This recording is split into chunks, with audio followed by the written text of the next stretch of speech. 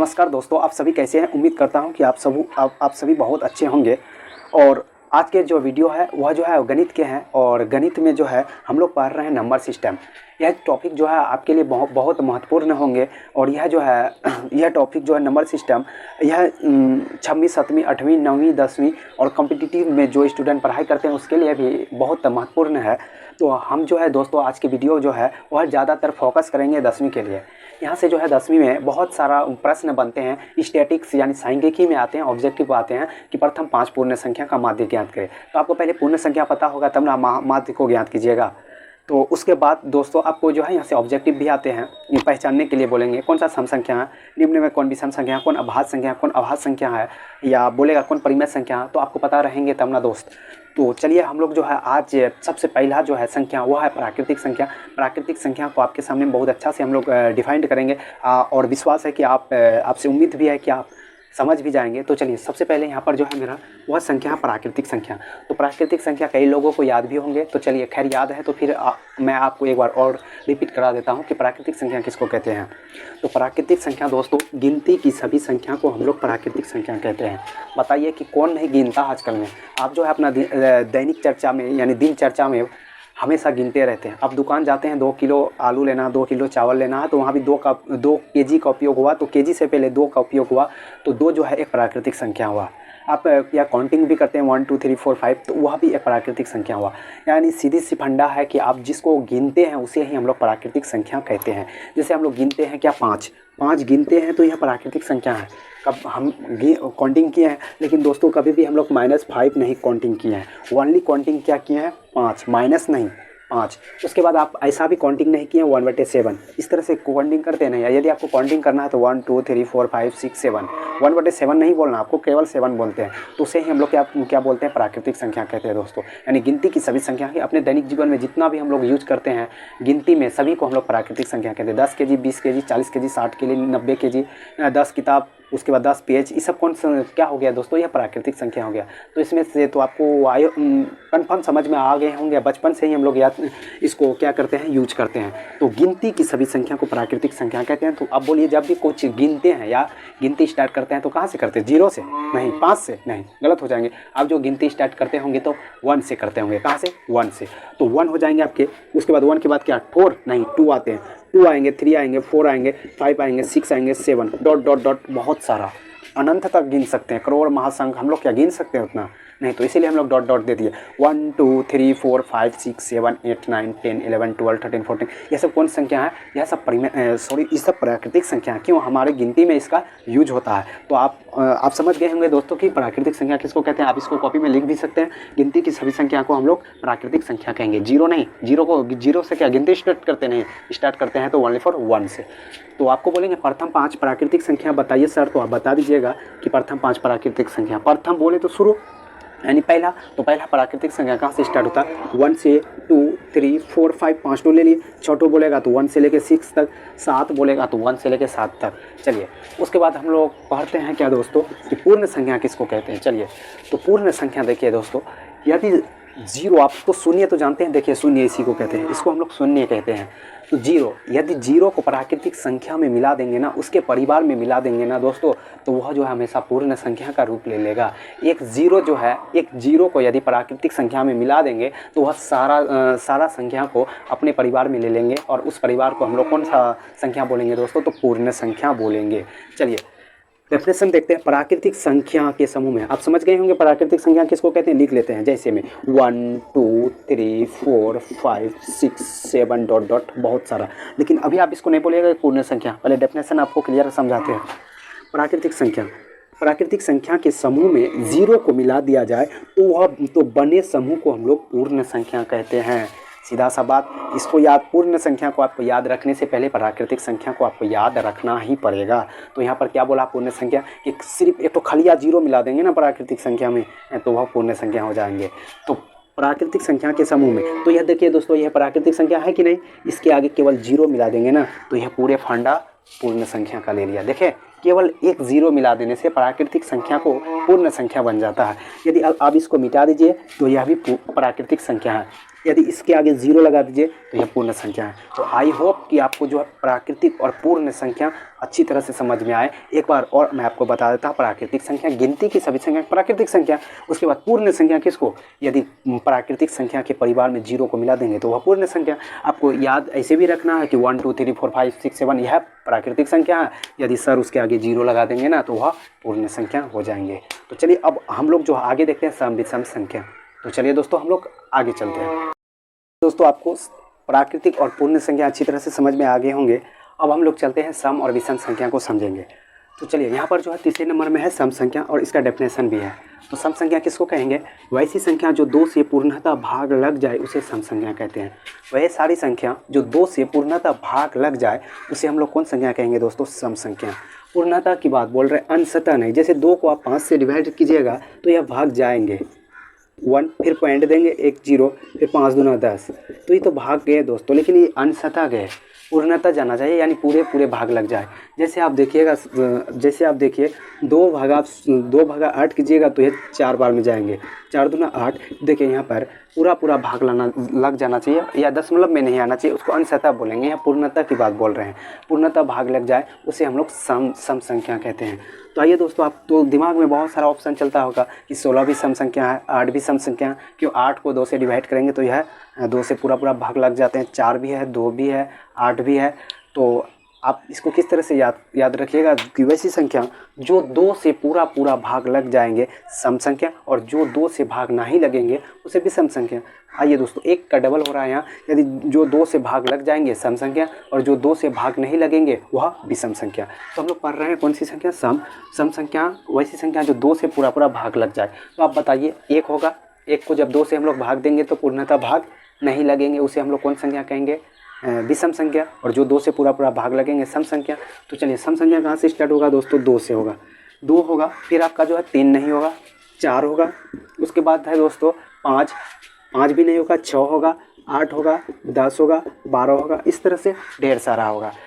तो यहाँ पर देखिए जितना भी एग्जाम्पल में दिए हम, तो यह सारी संख्या जो है 2 से पूरा भाग लगता है, उसे ही हम लोग कौन संख्या बोलते हैं, सम संख्या बोलते हैं। जैसे आप 10 को 2 से डिवाइड कीजिए दोस्तों, तो 5 दूना 10, यह 2 से पूरा भाग लग गया। अब देखिए आप 11 को 2 से भाग दीजिए दोस्तों, तो 5 दूना 10, देखिए शेषफल कितना आता है, 1 आता है। तो यह 2 से पूरा भाग, यह जो है 10 लग गए, 11 नहीं लगे। जो संख्या 2 से पूरा भाग लग जाएंगे उसको सम संख्या बोलेंगे। जो संख्या 2 से पूरा भाग नहीं लगेंगे उसको विषम संख्या बोलेंगे। तो आप सम संख्या समझ गए होंगे।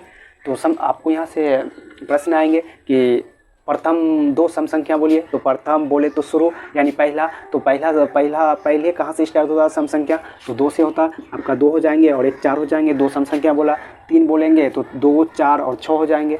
तो दोस्तों आप समझ गए होंगे कि सम संख्या किसको कहेंगे, जो 2 से पूरा भाग लग जाएंगे सम संख्या, और जो 2 से पूरा भाग नहीं लगेंगे उसको विषम संख्या।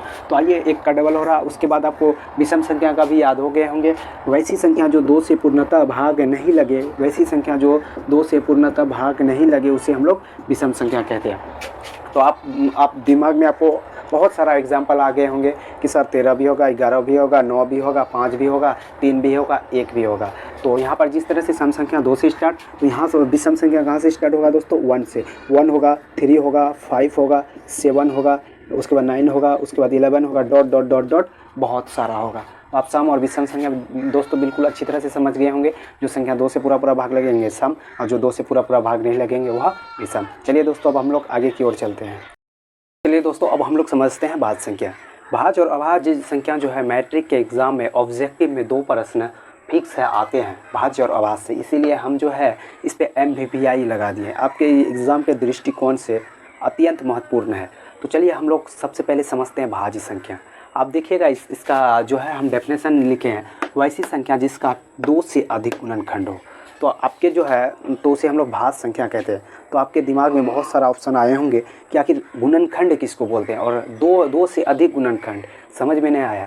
तो आइए चलिए हम इसको समझाते हैं। जैसे दोस्तों 8 को लीजिए, 8 है मेरे पास, एक संख्या है। अभी पता नहीं है कि 8 जो है भाज्य संख्या है या अभाज्य संख्या है। सर इसको हम कैसे पहचानेंगे, तो चलिए हम इसको बताते हैं किस तरह से आपको पहचानना है। तो सबसे पहले एक बात बताइए कि दोस्तों, आपको एक बात तो पता ही होगा, 8 जो है 1 से भाग लगता है तो जी लगता है, आपको पता है। 8 को जो है 1 से भाग देंगे तो वह 100% लगेंगे। कोई किसी भी संख्या को 1 से भाग देंगे तो वह भाग लगेंगे। फिर देखिए तो 8 जो है 2 से भाग लगता है तो बोलिएगा जी सर 8 जो है 2 से भाग लगता है।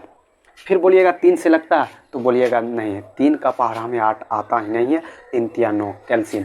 बोलिएगा 4 से लगता है तो हाँ 4 से लगता है। फिर आप देखिएगा 5 से लगता है नहीं, 6 से नहीं, 7 से तो बोलिएगा नहीं, 8 से तो बोलिएगा हाँ सर 8 से जो है 8 भाग लगता है। कितना बार में दोस्तों? तो एक बार में। तो आप जो यहाँ देखें ना दोस्तों कि 8 को जो है हम लोग तोड़े या इसको जो भाग किससे किससे लगा, वह 1 2 3 4 संख्या से लगा। तो आप तो यहाँ तक तो समझ गए। कोई भी संख्या को देख के आप बता दीजिएगा कि यह जो भाज्य है या अभाज्य। तो भाज्य संख्या का यहाँ पर एक बार आप डेफिनेशन देख लीजिए, जिसका 2 से अधिक गुणनखंड हो। तो बताइए कि 8 का जो है यहाँ से 2 से अधिक गुणनखंड है या नहीं? आप बोलिएगा हाँ 2 से अधिक गुणनखंड है। तो 8 कौन सी संख्या हो गया दोस्तों? तो 8 जो है एक भाज्य संख्या हो गया। इसी को हम लोग क्या बोलते हैं? गुणनखंड, जो 2 से अधिक चीज़ों से कटे। जैसे आप ऐसे भी तोड़िएगा तो आप देखिएगा कि 2 से अधिक चीज़ों से कट रहा है, तो इसको हम लोग क्या बोलेंगे? भाज्य संख्या है, उसी को गुणनखंड भी बोलते हैं। आगे चलिए दोस्तों, जैसे आपको पता है 5। देखिए तो 5 को तोड़िएगा ना दोस्तों, या आप बोल सकते हैं कि वैसी संख्या जो एक और स्वयं के अलावा अन्य संख्या से विभाजित हो, उसे हम लोग भाज्य संख्या कहते हैं। दोस्तों हम जो यहाँ आपको डायरेक्ट समझाने का प्रयास कर रहे हैं कि आप जो है देख के ही डायरेक्ट भाज्य संख्या कैसे पहचान सकते हैं। आपको एक और इसका एक डेफिनेशन होता है, जैसे वैसी संख्या जो एक और स्वयं के अलावा अन्य संख्या से विभाज्य लगे। तो देखिए भाग लगे, तो देखिए यहाँ 1 से भी भाग लग रहा है और अपने आप से भी भाग लग रहा है, उसके बाद अन्य संख्या से भी भाग लग रहा है, उसे हम लोग भाज्य संख्या कहेंगे। आप यह भी कॉन्सेप्ट याद रखिएगा कि वैसी संख्या जिसका 2 से अधिक गुणनखंड हो। गुणनखंड मतलब यहाँ से 2 से अधिक संख्या से भाग लगे। तो देखिए यहाँ से 2 से अधिक संख्या से भाग लगा ना, तो यह भाज्य संख्या हो गया। अब देखिए दोस्तों 5 को आप मन में सोचिए कि 5 जो है 1 से तो भाग लगेंगे, 2 से लगेंगे तो बोलिएगा नहीं, 3 से लगेंगे तो बोलिएगा नहीं, 4 से लगेंगे नहीं, केवल 5 से लगते हैं। तो बताइए दोस्तों 5 का गुणनखंड कितना है? तो 5 का केवल 2 ही गुणनखंड है। तो आप बोलिएगा क्या सर 5 का तो 2 ही गुणनखंड है, तो यह कौन सी संख्या हो गया? तो आप बोलिएगा इसको जो है हम लोग अभाज्य संख्या बोलेंगे। क्यों? जिसका 2 गुणनखंड होगा अभाज्य संख्या, जिसका 2 से अधिक गुणनखंड होगा उसको भाज्य संख्या। आइए और एक दो एग्जाम्पल देखते हैं दोस्तों। जैसे 4, बताइए 4 किससे किससे लगता है भाग? 1 से तो लगेगा ही, फिक्स है, 1 से कोई भी संख्या भाग लगेगा ही। उसके अलावा देखिए 2 से लगेंगे, उसके बाद स्वयं 4 से लगेंगे। आप बोलिएगा यह भाज्य संख्या या अभाज्य? तो आपको जो है ना बिल्कुल आप देख के ही आप बता दीजिएगा। बोलिएगा सर यह जो है ना एक भाज्य संख्या है। कैसे? क्योंकि इसका जो है 2 से अधिक गुणनखंड है। देखिए 2 से अधिक गुणनखंड है ना, 3 गुणनखंड है, तो 2 से अधिक हो गया ना, तो इसको हम लोग कौन संख्या बोलेंगे? तो यह जो है दोस्तों यह भाज्य संख्या होंगे। जैसे आप देख लीजिए 6 को देखिए, तो 6 को जब आप तोड़िएगा ना दोस्तों, 6 को आप जब तोड़िएगा ना तो 1 से जाएंगे, 2 से जाएंगे, 3 से जाएंगे, फिर स्वयं 6 से जाएंगे। तो बताइए दोस्तों 6 जो है किसी से भाग लगा? इसका जो गुणनखंड है 2 से अधिक हुआ ना, 4 हुआ तो 2 से अधिक गुणनखंड हुआ ना, तो इसको आप बोलिएगा क्या सर यह भाज्य संख्या है। अब 10 ले लीजिए सर, तो 10 1 से कटेगा, 2 से कटेंगे, फिर दोस्तों 5 से भाग लगेंगे, फिर 10 से लगेंगे। तो सर आप इसको क्या बोलिएगा? यह जो है ना भाज्य संख्या। क्यों? यह जो है ना 2 से अधिक चीज़ों से कटा, यानी इसका 2 से अधिक जो है गुणनखंड है, इसको हम लोग कौन संख्या बोलेंगे दोस्तों? हम भाज्य संख्या बोलेंगे। चलिए आगे देखते हैं। उसके बाद जो है आगे एक एग्जाम्पल और लेते हैं। जैसे लिखिए दोस्तों 11 को बताइए, 11 तो 1 से कटेंगे, फिक्स है। उसके बाद 2 से कटेंगे नहीं, 3 से कटेंगे नहीं, 4 से कटेंगे नहीं, 5 से कटेंगे नहीं, 6 से, 7 से, 8 से नहीं, स्वयं 11 से ही कटेंगे। तो इसको हम लोग कौन सी संख्या बोलेंगे दोस्तों? यह जो है भाज्य संख्या है। क्यों? क्योंकि सर यह ना केवल 2 चीज़ से कटा, यानी इसका केवल 2 गुणनखंड है, तो हम लोग बोलेंगे क्या यह जो है अभाज्य संख्या है। तो आप बिल्कुल अच्छी तरह से समझ गए होंगे। अब देखिए, तो चलिए अब जो है हम इसका एग्जाम्पल देखते हैं। एग्जाम्पल क्या क्या होगा? तो आप बोलिएगा सर 2 होगा, पहले 1 तो होगा ही नहीं, क्योंकि 1 का केवल 1 गुणनखंड है, 1 होगा नहीं। चलिए सर 2 होगा, हाँ 2 को भी देख लेते हैं। 1 से भाग लगेगा, फिर 2 से लगेगा, स्वयं से, किसी से और तो नहीं लगेगा, तो 2 जो है सर भाज्य संख्या नहीं होगा। 3 होगा, 3 भी देख लेते हैं, 1 से कटेगा और स्वयं 3 से कटेगा, यह तो भाज्य संख्या होगा नहीं। 4 देखिए तो 4 जो है 1 से कटेंगे, 2 से कटेंगे और 4 से कटेंगे, यह 2 से अधिक चीज़ों से कटाना दोस्तों, तो यह जो है ना भाज्य संख्या होगा। तो भाज्य संख्या जो होगा, तो आप बोलिएगा कि सर पहला भाज्य संख्या कितना होगा? 4 होगा। उसके बाद 5 भी नहीं होगा। जब 5 को आप तोड़िएगा तो 1 से कटेंगे और स्वयं 5 5 से कटेंगे। 6 होगा, हाँ दोस्तों 6 होगा तो 6 1 से कटेंगे, 2 से कटेंगे, 3 से कटेंगे, स्वयं 6 से कटेंगे। तो देखिए इसका कितना गुणनखंड हो गया। तो आप बोलिएगा कि 6 जो है सर भाज्य संख्या, 8 होंगे, 7 भी नहीं होंगे, 9 होंगे। अब 9 बोलिएगा कैसे सर? तो देखिए 1 से कटेंगे, उसके बाद 3 से कटेंगे, उसके बाद स्वयं 9 से कटेंगे। तो देखिए ये 3 से अधिक गुणनखंड हुआ ना, तो आप बोलिएगा कि 9 भी अभाज्य संख्या है। 10 भी होंगे दोस्त, 11 नहीं 12, इसी तरह से बहुत सारा होंगे। आपको बोलेंगे कि प्रथम दो भाज्य संख्या क्या होगा, तो आप बोलिएगा प्रथम दो भाज्य संख्या दोस्तों 4 और 6 होंगे।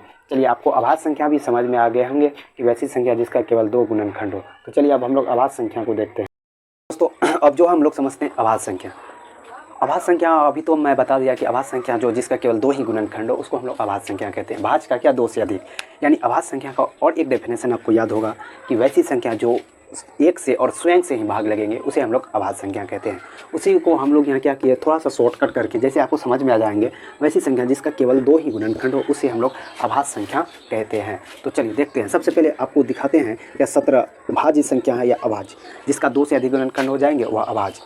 तो चलिए 17 जो है 1 से भाग लगेंगे और स्वयं 17 से भाग लगेंगे। तो यह कौन संख्या हो गई है दोस्तों? यह जो अभाज्य संख्या हो गए हैं। क्यों? क्योंकि जिसका केवल 2 ही गुणनखंड हो उसे हम लोग अभाज्य संख्या कहते हैं, या जो 1 से और स्वयं से भाग लगे। तो यहाँ देखिए 1 से और स्वयं से भाग लगे उसे हम लोग अभाज्य संख्या कहेंगे। जैसे दोस्तों आप देख लीजिए, जैसे 3 को जब भाग देंगे आप तो 1 से भाग लगेंगे और स्वयं 3 से भाग लगेंगे। यह तो कौन संख्या हो गया दोस्तों? यह जो अभाज्य संख्या हो गए। तो चलिए आप समझ गए होंगे बिल्कुल। तो अब एग्जाम्पल समझाते हैं उदाहरण देके। तो चलिए सबसे पहला जो है अभाज्य संख्या 2 भी देख लेते हैं। 1 से कटेंगे और स्वयं 2 से कटेंगे, तो यह भी अभाज्य संख्या है। तो यह 2 होगा, उसके बाद 3 होगा, 4 तो होगा नहीं दोस्तों, होगा क्या? 5 होगा, 6 भी नहीं होगा दोस्तों, 7 होगा, उसके बाद दोस्तों 9 भी नहीं होगा। 9 को आप तोड़ के देख लीजिए, 1 और 3 और 9 से, यह 2 से अधिक संख्या से भाग लगा, तो यह दोस्तों अभाज्य संख्या हो गया। तो चलिए यह अभाज्य संख्या हो गया। तो अभाज्य संख्या उसके बाद 11 होगा, 13 होगा, etc बहुत सारा। तो आपको पता होना चाहिए कि दोस्तों सबसे छोटी अभाज्य संख्या क्या होगा? 2। और अभाज्य संख्या कहाँ से स्टार्ट होते हैं? हमेशा 2 से स्टार्ट होते हैं। आप इसको याद रखिएगा। चलिए अब हम लोग नेक्स्ट देखते हैं।